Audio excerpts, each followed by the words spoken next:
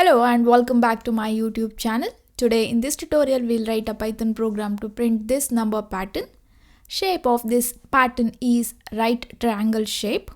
Here in this example number of row is 5, but in the program we'll ask the user to enter number of rows so that it will work for any number of row.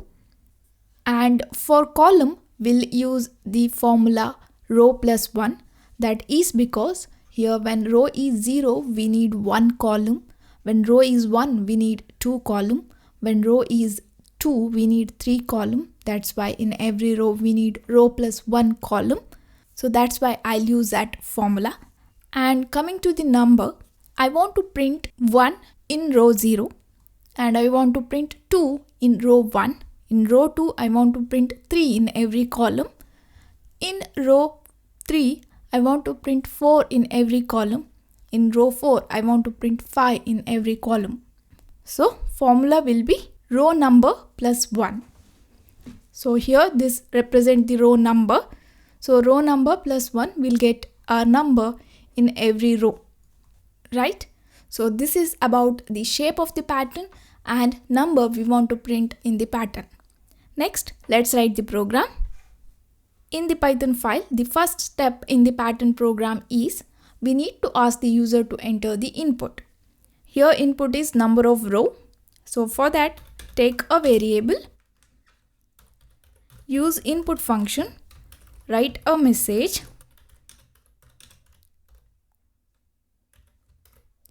and here we are using Python 3 to write the program. In Python 3 by default this input function will take input as string value, but here number of row is an integer value. That's why we need to convert input to integer using this int function. Right? Done with the first step. And the second step is we need to use nested for loop to print numbers in different row and column. And first for loop will be for row. So for row in range. Here row is the variable which represent the row number, and in the range function I need to mention how many row we want in the output. We want num rows. We ask the user to mention that number of row and we'll use that user input here. Inside this we need to take the for loop for column. Here col is the variable name which represent the column numbers. And in the range function, I need to mention how many columns we want in each row. So when row is 0, I need 1 column. When row is 1, I need 2 column. When row is 2, I need 3 column. So here you need to mention row plus 1 as the formula. Because we are printing the numbers in the right triangle shape, to achieve that shape, you need to use row and column like this. Number of row and number of column. Inside this we need to use print function, and here I need to print the number. To print the number, I'll use the formula row number plus 1. Here row represent the row number plus 1. When row is 0, we want to print 1. When row is 1, we want to print 2. When row is 2, we want to print 3. Right? That's why row plus 1. And here I need to use end parameter and I'll change its value. By default end value is /n. After printing a value it will go to the next line, but here we want to print numbers in the same line, that is like this. After printing 2, I want to print this 2 next to this in the same line, right?